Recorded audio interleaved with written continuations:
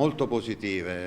Մենք տեսանք շատ լավ կազմակերպված արտադրություն թե մրգերի, թե լոլիկի, այցելեցինք ձկնաբուծարան եւ կարող եմ ասել, որ մենք շատ տպավորված ենք։ Եվրամիությունից Հայաստան եկած փորձագետի տպավորությունն է մեր երկրի որոշ ջերմատներ, ինտենսիվ այգիներ, ձկնաբուծարաններ այցելելուց հետո։ Փորձագետների խումբն այստեղ է Եվրոպական հանձնաժողովի TAIEX ծրագրի շրջանակում։ Հայաստանի պետական մարմինների ցանկությամբ խումբն այստեղ է 5 օրով։ 2 օրը մենք արդեն դաշտային այցելություններ ենք իրականացրել, ծանոթացրել ենք Հայաստանում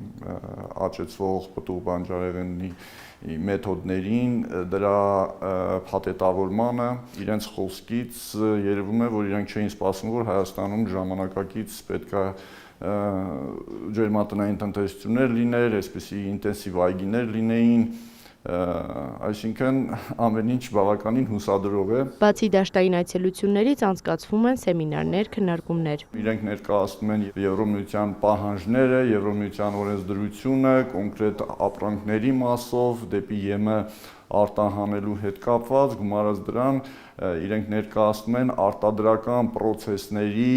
ԵՄ-ի փորձը։ Օրեր առաջ էր լուր տարածվել, թե Հայաստանից Իսպանիա ուղարկված ծիրանը փչացել է, հետո պարզվեց, որ ծիրան-Իսպանիա ընդհանրապես չի հասել։ Տարանցիկ երկրում կանգնեցվել է, քանի որ պարզապես սպասվածից շուտ է հասունացել, ոչ թե փչացել։ Փորձագետներն այս խնդրին եւս ուշադրություն են դարձնում։ Մեր հիմնական գյուղմթերքը դրանք շուտ փչացող մթերքներ են, մեր փորձագետները նաեւ ներկայացնում են ոչ միայն մշակությունը կամ բուսասանիտարական հսկողությունը կամ մնացորդները, այլ նաև դրա պահպանման ու տեղափոխման կանոններն են ներկայացնում,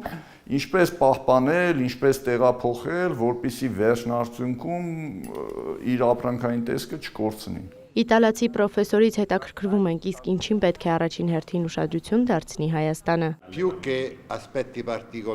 Պետք է կարգավորվի վերահսկողության համակարգը, քանի որ Եվրոպայում արդեն գործում է համակարգ, որը աշխատում է բացառապես գլոբալ առողջապահության նպատակով, այսինքն մարդու առողջության, անասունների առողջության, շրջակա միջավայրի պահպանության վերահսկողության համակարգը պետք է անպայման ներդրվի։ Սննդամթերքի անվտանգության տեսչական մարմնից էլ նշում են, հնարավորինս շատ գիտելիք են ուզում քաղել այս ծրագրից, որ իրենք էլ կարողանան պատշաճ կարգով ստուգել, թե հայ արտադրողի որ ապրանքն է համապատասխանում եվրոպական ստանդարտներին։ Այստեղ մի փոքր դժվարությունը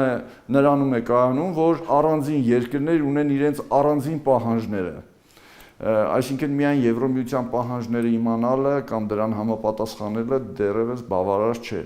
Նպատակային երկիրը, որտեղ որ արտահանվում է, մի հատ էլ պետք է այդ երկրից ճշտել։ Հայաստանից մեծ քանակությամբ տարատեսակ ապրանքներ ԵՄ արտահանելը իսկապես իրատեսական է, պրոֆեսորն իր տեսակետն է հայտնում։ Քանի որ հանրային կառույցները շատ լավ ու արդյունավետ են աշխատում, կարծում եմ, որ այդ նպատակին հասնելը շատ հնարավոր է, մի քիչ ժամանակ կպահանջվի իհարկե։ Եվրոպացի փորձագետները դեռ մի քանի օր էլ կսովորեցնեն, թե ինչպես վարվել մթերքի հետ արտադրությունից մինչև արտահանում, որ Եվրոպան ընդունի հայկական արտադրանքը։ Էմմա Վարդանյան, Ժիրայր Հաբետյան, լուրեր։